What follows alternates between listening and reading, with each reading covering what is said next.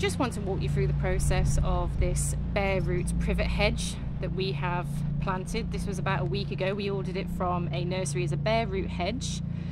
When it arrived, we put it in a bucket of water to soak the roots for about 2 to 3 hours just to give them a nice drink. They can arrive quite dehydrated.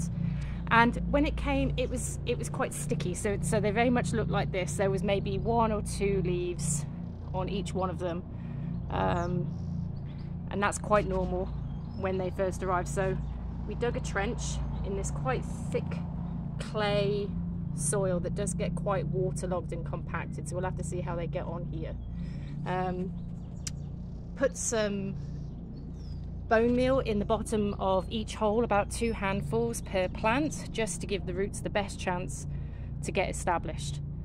Once they were all planted in a row, just heel them in, just get your foot and stamp them in to make sure that they're nice and secure in the ground.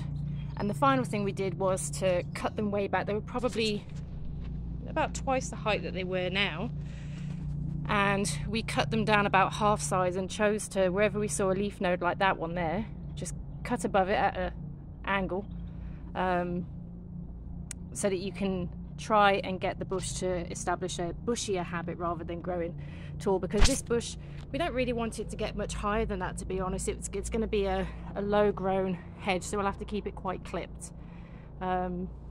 Spacing wise, maybe got 1.5 foot, 2 at a push between each hedge.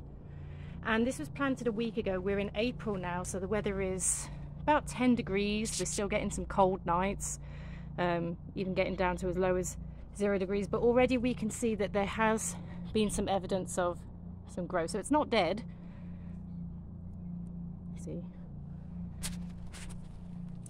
on this one you can see that it's getting quite a lot of new growth start to come through, and that's just been in the last week, despite the fact that the weather's been quite cold.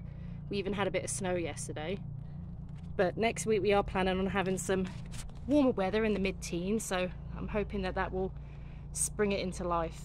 But we'll keep you updated through the seasons just to see how this fills out. We're hoping by the end of the year that we should have a fairly dense hedge, not something that we would say was perfectly joined up, but certainly something that's decent and provide a good barrier. So we'll keep you updated.